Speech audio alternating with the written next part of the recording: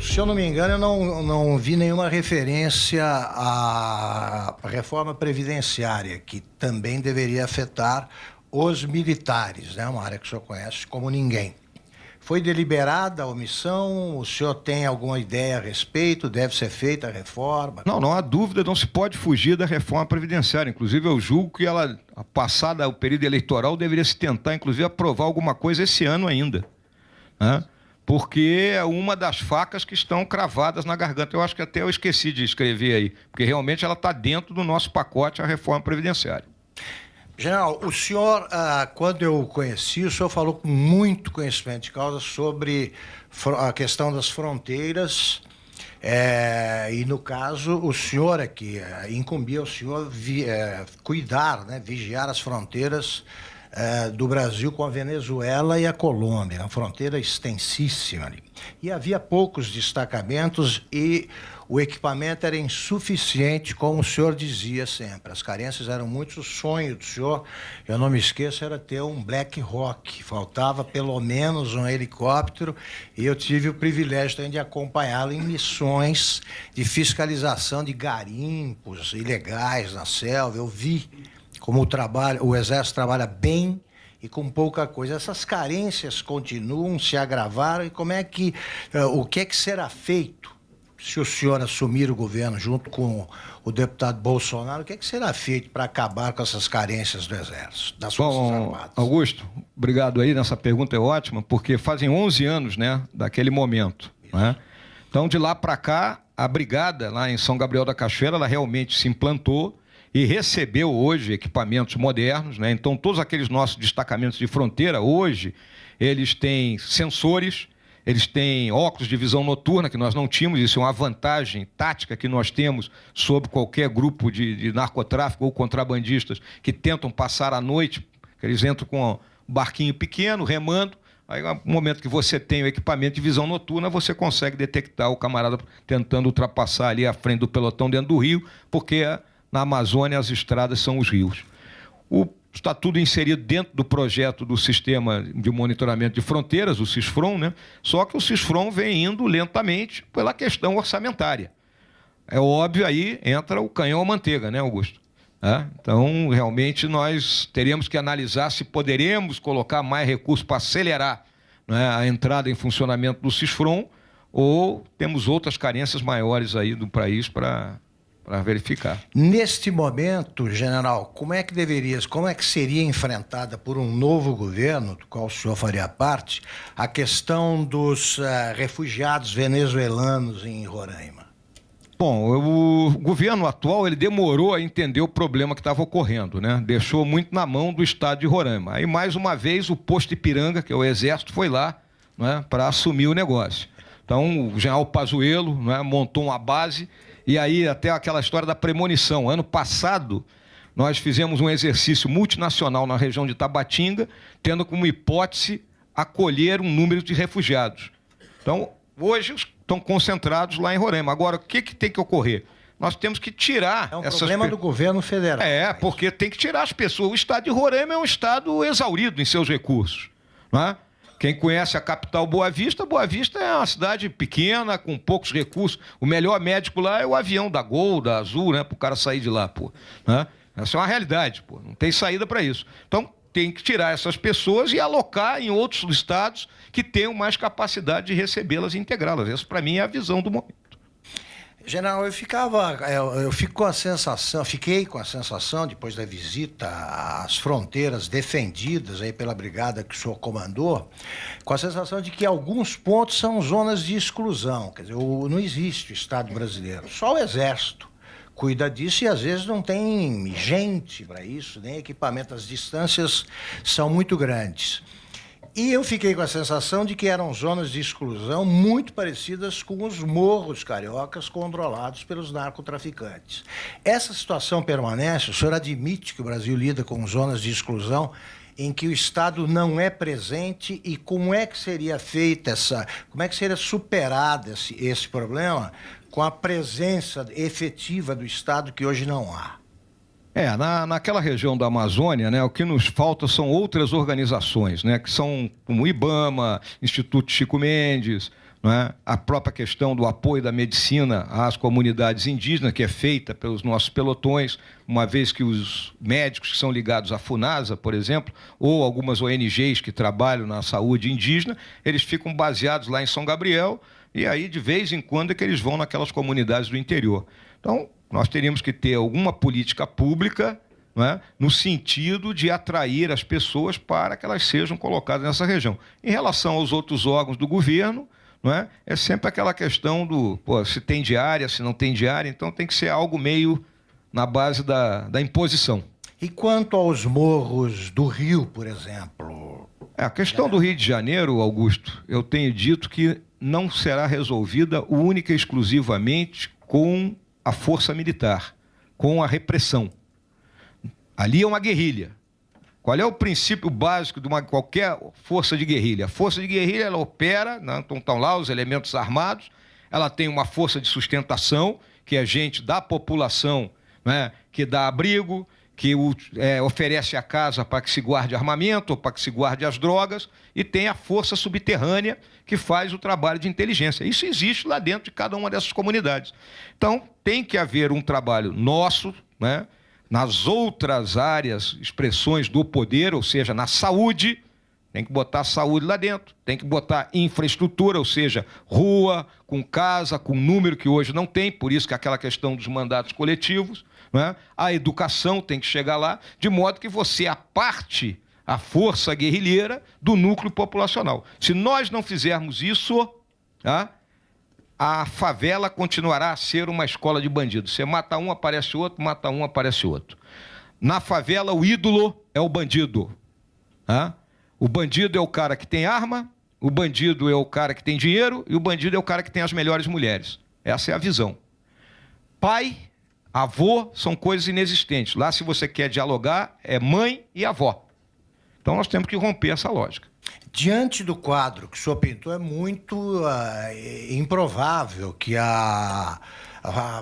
os militares encarregados da intervenção no Rio de Janeiro, que, ao meu ver, é uma intervenção meia-boca, muito incompleta, eles não vão conseguir sucesso. Eles precisam desses instrumentos que o governo não deu para que hajam, de fato, contra as organizações, é isso? Exatamente, Augusto. Você vê o seguinte, nós vimos em operações, né, de apoio à ação das polícias militar e civil. Todas vazavam. Quando chegava, nós estabelecíamos o cerco para que o investimento fosse feito pela Polícia Militar e a Polícia Civil para cumprirem os diferentes mandatos de busca e apreensão ou mandatos de detenção lá. Né? Vazavam. Essa operação que ocorreu essa semana, não se falou nada para nenhuma polícia. Daí o confronto que ocorreu e nós lamentamos 3 companheiros que morreram. Né? Então, é uma situação... Nós estamos enfrentando uma guerrilha. A pessoa tem que reconhecer isso. Porque a partir do momento que um grupo de bandidos enfrenta o Estado abertamente, ele atira em cima do exército, ele não está atirando contra um policial isolado, ele está atirando contra uma viatura militar, contra um grupo de militares. Está enfrentando o Estado brasileiro. É uma guerra. É uma guerra. General, eu sabia que o senhor gostava de economia, entendia de economia, mas eu não sabia que o senhor chegava a esse nível de detalhamento que eu vi aí. E eu pergunto o seguinte, as medidas que o senhor apresenta, que me pareceram, as ideias que o senhor defende, que me pareceram muito sensatas, elas estão atendidas pelo plano já esboçado, pelo menos, pelo economista Paulo Guedes? Eu tenho acompanhado todas as oportunidades que o Paulo Guedes expressa, né, e eu vejo que as ideias são extremamente coerentes com aquilo que eu apresentei aqui. Né? O Paulo Guedes, ele advoga o liberalismo, até a escola dele é essa, né? O Paulo Guedes, oriundo da escola de Chicago. E em relação à economia, viu, Augusto Nunes, eu não entendo, eu decorei, pô. As Forças Armadas, general, elas sempre viram com muita desconfiança a questão da privatização. O senhor mudou de ideia, o Exército mudou de ideia, hoje ele vê de outra forma o processo de privatização que houve no Brasil, ou a necessidade de privatizar tudo que for possível, privatizar, como o senhor disse? Existe essa, como eu vou colocar assim, esse estigma em cima, né, de nós militares, né, porque a questão de estatização, né, muito ligado ao governo Geisel. Mas eu respondo também o seguinte, o governo Castelo Branco era extremamente liberal. Quem era a dupla do Castelo? Era Roberto Campos e Otávio Gouveia de Bulhões. Mais liberais que esses aí não era possível, né? Então, dentro do Exército tem as mais variadas. É o que eu quero dizer, dentro do Exército tem militar de todos os tipos, inclusive gay. Então, não é problema, pô. Né? Tudo ocorre. O senhor o senhor mudou de ideia? O senhor já defendeu? Não, eu nunca fui da ala estatista. Não, eu acho que é menos Estado. Aliás, uma pergunta bem direta, vinda do auditório, que o senhor é a favor da privatização da Petrobras? Eu acho que a Petrobras tem que ser olhada com carinho, tem que decompor as atividades dela. O conhecimento que eu tenho é limitado sobre esse assunto. Né? Mas decompor as atividades dela, ver aquilo, porque a Petrobras ela tem todo um passado dentro da gente. A coisa que eu olho, por exemplo, ela luta para descobrir o petróleo lá do pré-sal, vamos colocar assim. Então, nós descobrimos. Aí agora a gente entrega tudo, então eu tenho que ter maiores elementos. Né? Mas, uma vez que seja convencido que realmente ela deve ser privatizada, vai com Deus. General, o senhor está muito bem de terno, aliás, eu devo registrar, mas eu conheci o senhor... Toda a gravata aqui, pô? Então tá bom. De farda, o senhor estava absolutamente à vontade. Eu convivi com o senhor mais ou menos uma semana e o senhor era tipicamente o comandante que gostava de conviver com os soldados. Eu vi isso, não é nenhum afago, é uma constatação. O senhor, como diz, o ministro Jobim, que lembrou que o senhor tinha um apelido, né? O Milico. Milico. Sempre então, foi. O senhor estava absolutamente à vontade como milico ali, comandando com naturalidade, ocupando aquele cargo de comando com naturalidade, e depois o senhor ocuparia outros ainda mais importantes, apesar da relevância desse. Mas eu pergunto, depois do que houve, dos incidentes que apressaram a sua saída do Exército, o senhor ficou magoado? O senhor saiu magoado com o Exército? Em absoluto, Augusto, eu nasci dentro do Exército. Né? Meu pai era militar, minha mãe professora. Né? Minhas primeiras imagens são dentro de um quartel, que é o quartel lá de artilharia lá de São Leopoldo, que meu pai era comandante. Eu vivi o Exército intensamente, o Exército sempre foi a minha vida. Então, o meu comandante, o Vilas Boas, é um cara por quem eu tenho um carinho extraordinário, um respeito imenso, e ele tomou a decisão que tinha que tomar. E decisão a gente não discute, a gente cumpre.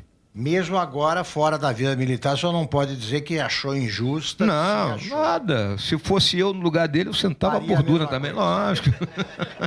Então o senhor admite que se rebelou. Não, a questão é a seguinte, quando a gente chega na posição que eu cheguei, Augusto, e vendo as coisas acontecerem, você tem determinadas responsabilidades. Então, nós temos a questão da disciplina e hierarquia, mas também no nosso juramento a gente jurou defender a honra, a integridade e as instituições do país. Então, tem que saber pesar isso aí. Eu me lembro que o senhor... agora eu posso quebrar já não estão sob embargo algumas conversas que tivemos, que o senhor já não ocupa cargos de comando, eu posso falar. Por exemplo, que o senhor ficava perplexo quando tinha de ir a Brasília conversar sobre as necessidades de atender as carências que o senhor enfrentava. E no governo do PT, o senhor levava até chá de cadeira e tal, e uma vez secretário de Direitos Humanos, se não me engano, disse ao senhor, não, mas o que vocês fizeram em 64 e tal, e o senhor lembrou que em 64 o senhor era um garoto, né? O senhor não viveu aquela época sequer. O senhor acha que no governo do PT, o Exército foi as Forças Armadas foram muito prejudicadas por esse tipo de preconceito, por esse tipo de visão externada por esse secretário? Na realidade, o que acontece? Ali dentro do Partido dos Trabalhadores, né, você tem espaço para todo mundo. Né? Você tem os ideológicos, né, que é essa pessoa que são aquelas que estão ainda presas no Manifesto Comunista de 1848, não romperam isso aí, e tem aqueles que se aproximam mais de uma social-democracia. Né? Então, em relação às Forças Armadas, o que nós vivemos ali? Nós vivemos um período bom até em termos de recurso, porque quando a Dilma quis dar um up na indústria nacional, ela nos deu uma infinidade de recursos para a compra de viatura. Então eu lembro que eu era comandante de divisão, quando eu olhava a minha divisão em forma, era o verdadeiro exército Branca Leone, né? Ainda tinha uns caminhões ali da década de 60, né? E 4 anos depois, como comandante militar do Sul, só tinha viatura moderna, né? Foi um salto violento isso aí, compra de novos armamentos, né? Simuladores. Então, nesse aspecto, nós fomos bem. Agora havia o ataque dos ideológicos, seja por meio da Comissão da Verdade, seja na tentativa tremenda que fizeram de mudar os currículos das escolas militares. E isso nós nos defendemos com unhas e dentes para não deixar. Porque, lembra da trilogia, Exército, Caudilho, Povo. Se a gente perder a nossa espinha dorsal, a nossa formação, a gente perde o país. Como é que o senhor vê a questão dos bancos? Uma das discussões desse momento eleitoral diz respeito ao número que seria muito pequeno de bancos e que, portanto, cobram tarifas muito caras, etc., etc., que é preciso ampliar aí esse universo para que poucos bancos não mandem tanto. Como é que o senhor vê esse problema? Eu tenho acompanhado essa discussão, né? E, óbvio, a gente que já viveu mais tempo, nós vemos que houveram muito mais bancos aqui no Brasil que foram encolhendo, foram comprados, quebraram, né? Muitos quebraram aí, aquilo que eu falei, né? Os bancos estaduais quebraram, né? Então, o nosso sistema bancário é considerado dos mais avançados do mundo, né? Quando a gente compara até com o próprio Estados Unidos, mas ele é extremamente concentrado. Isso é uma coisa que eu ainda tenho que estudar, viu, Augusto? Sinceramente, não me debrucei. O meu conselheiro para esses assuntos é o meu filho, que é funcionário do Banco do Brasil. Talvez ele não seja um grande conselheiro. Agora, o senhor admite que o papel do candidato a vice-presidente, tanto que estamos aqui conversando sobre isso, ele ficou muito mais valorizado, né? A figura do vice-presidente ficou muito valorizada. O brasileiro, eu acho que entendeu que o vice assume. Não estou desejando nada de mal para o deputado Bolsonaro, não. Estou dizendo, estou me reportando a fatos históricos. 11 vice-presidentes já assumiram desde a proclamação da República. O primeiro vice, aliás, general, Floriano Peixoto, já assumiu. E tivemos outros que eu não comparo, né, ao general, ao Marechal Floriano, não vou comparar, porque eu seria injusto com ele, eu não conheço o suficiente. Mas tivemos aí, quem mais governou foi o José Sarney, do período da redemocratização para cá e tal. O senhor sabe disso, né? O papel do senhor vai ser qual no governo? Augusto, eu já respondi para várias pessoas, né, essa pergunta. Agora o senhor vai ter que usar a sinceridade que eu conheço. A maior sinceridade do mundo. Eu olho sempre sob a ótica militar, né? Pô, o 01 é Bolsonaro, ele é o 01, meu comandante. Eu sou o subcomandante dele. Qual é o papel do subcomandante? Proteger o comandante. Né? Então eu serei escudo e espada dele. É isso que eu vou ser. Acabou a relação entre general e capitão. Isso não, há muito tempo ele é mais antigo do que eu, ele é deputado desde 1990, pô.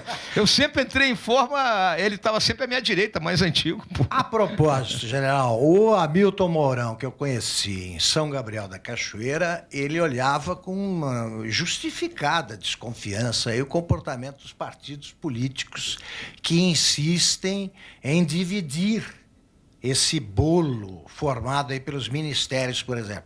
O partido em que o senhor está, temos o presidente aqui ao lado, não vai reivindicar nada nesse bolo se o senhor e o deputado Bolsonaro forem eleitos? Augusto, quando eu conheci o Levi, foi lá no Clube Militar, tomamos até um uísque, não foi, Levi? Foi, né? Bom uísque, né? Bom uísque. A nossa conversa foi exatamente em torno da política com P maiúsculo. E por isso eu me filiei ao partido do Levi. Senão eu não tinha me filiado a partido nenhum. Porque nós acordamos muito claramente que nós estávamos unidos e se tivéssemos que estar juntos com o Bolsonaro, seria em torno das ideias, do programa, e não na busca do balcão de negócios. Tá? Essa sempre foi a nossa visão. E eu considero o Levi um dos grandes brasileiros que eu conheci nessa quadra da minha vida. Como deve ser formado o Ministério? Quais os critérios que devem pesar? O critério tem que ser da eficiência gerencial, né? O Bolsonaro já colocou aí, e ele e o Paulo Guedes estão detalhando isso, né? da redução do número de ministérios, que ninguém consegue comandar 30 caras, né, ao mesmo tempo, mais de 30, tem que botar ali 15, 16, então isso tem que ser bem analisado. E não pode ser político, porque cada vez que você colocar um político de ministro, ele vai tentar organizar algo em torno do partido dele. Então teremos que ter gerentes. E aí entra aquela questão que vem, o pessoal pressiona muito o Bolsonaro, e a questão das mulheres. Qualquer mulher competente, ela vai ocupar o cargo que ela merece. Então, se tivermos ter um ministério só de mulheres, porque todas são competentes naquela área, teremos. Não vamos fugir disso aí. Então, se a gente quer ter um governo de eficiência gerencial, tem que ser assim. A gente lembra que em outros países, se um político com um mandato ele assume um ministério, ele perde o mandato. Não é o caso que ocorre aqui no Brasil. Então, nós teremos que dosar isso muito bem, mas buscando sempre o quê? Os parâmetros que nós estamos estabelecendo. E eu tenho dito para todo mundo que o quê? Se nós queremos iniciar um processo de mudança, nós temos que criar confiança. Estou falando tanto nessa coisa de confiança. Confiança da população no seu governo. Como é que nós vamos criar? Pela austeridade, pela honestidade, pela firmeza de propósito, pela decisão, pela zero corrupção, pelo relacionamento republicano com o Congresso.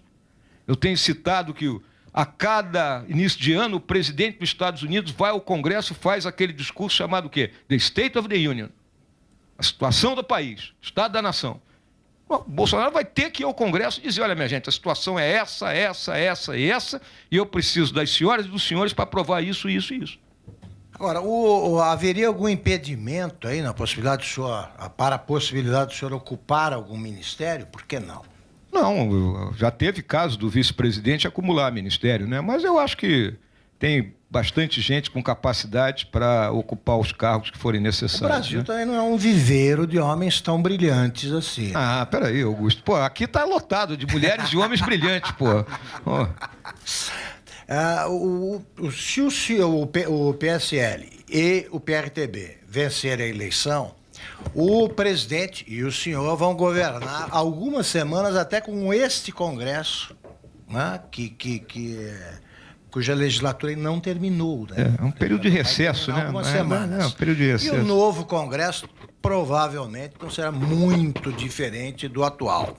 Como é que o senhor pretende modernizar? Como é que os senhores farão para modernizar as relações políticas brasileiras, tendo de lidar com um poder legislativo viciado em práticas que o senhor desaprova? Augusto, essa não é uma tarefa fácil.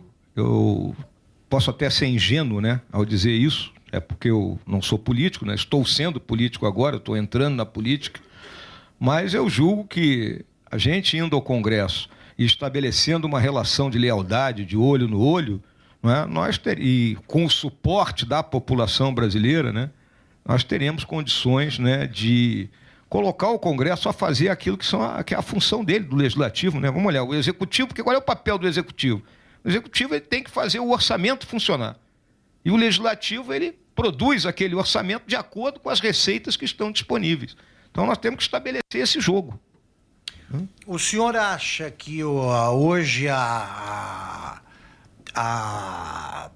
liberdade, a independência dos poderes do Brasil é respeitada? E o senhor acha que cada poder está tratando das suas atribuições ou algum deles tem ido muito além e invadido a esfera de competência de outros? Isso tem ocorrido, né? Tem ocorrido quando o governo edita um grande número de medidas provisórias, né? Aí ele está legislando, né? Então ele está invadindo a seara do Legislativo.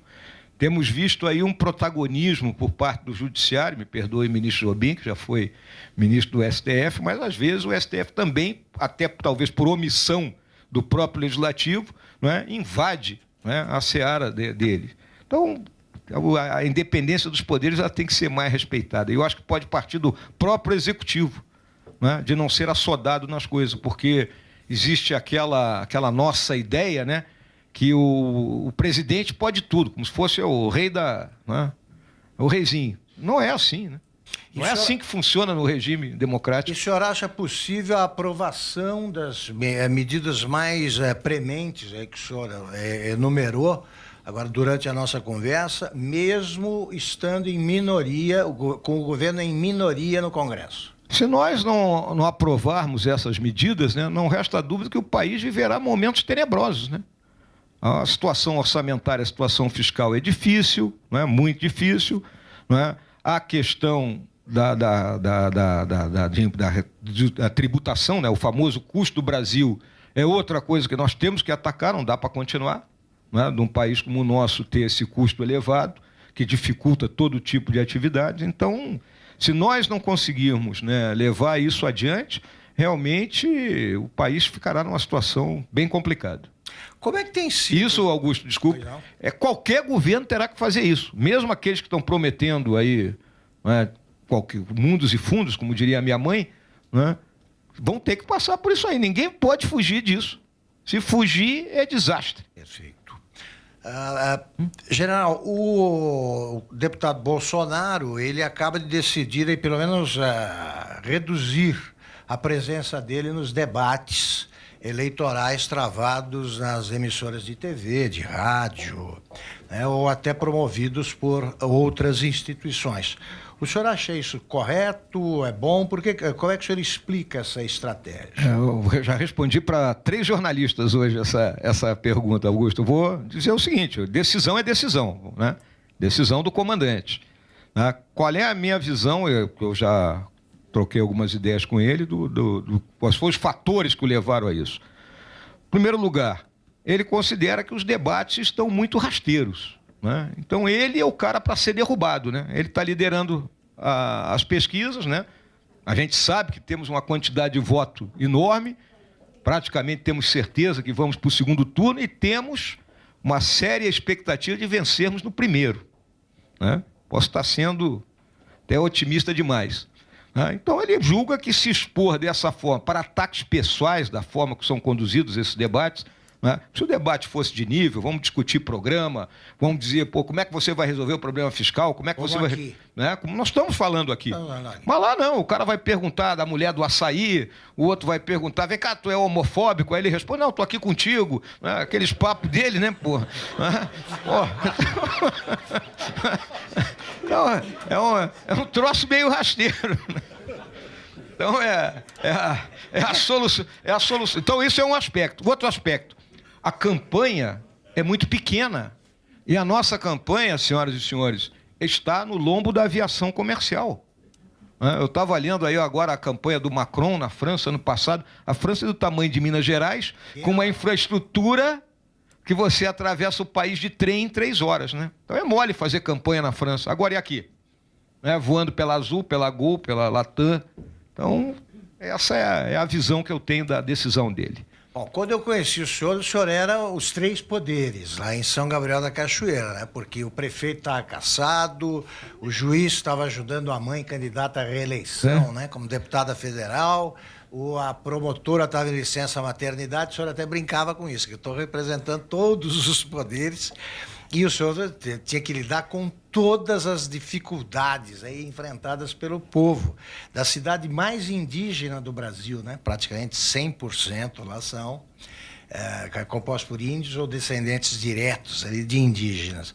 Mas agora o senhor tem estado em contato com multidões mais multifacetadas. Como é que é para um milico de nascença esse contato direto com o povo que o senhor tem tido? Olha, eu procuro falar da mesma forma que eu me dirigia aos meus soldados, aos meus subordinados. E ao longo da minha vida militar, eu sempre falei que 2 das nossas virtudes jamais poderiam ser ultrapassadas. Número 1, a lealdade, que eu sempre defino como uma estrada de mão dupla. Ela é do comandante para o subordinado e do subordinado para o comandante. Ou seja, eu só falo a verdade para você e você só fala a verdade para mim. Então, lealdade. E a outra é o espírito de camaradagem. Da gente criar um ambiente bom, de ter essa interação. Então é dessa forma que eu estou tentando me virar. Bom, nós estamos chegando ao fim do tempo. Eu vou passar a palavra ao nosso eterno ministro Nelson Jobim para a última pergunta. Não, creio que foram esgotadas as perguntas a serem feitas ao general Mourão. Mostra-se que este convite feito pelo banco é exatamente a possibilidade de que clientes e investidores, enfim, na área dos investimentos bancários, possam ter um contato mais íntimo com os candidatos, já tivemos um debate e uma assistência em relação aos candidatos a presidente, agora iniciamos com os candidatos a vice. O senhor é o primeiro a que está, e este é um compromisso que tem o banco de transparência, não de visibilidade, mas sim de transparência, que não se confunda transparência com visibilidade, em que eventualmente alguém quer ser visto e aqui não é o caso. Nós é que queremos ver, e creio que todos vemos muito bem a sua manifestação. Muito obrigado, general. Ministro, eu agradeço aí a todos. Muito obrigado, hein?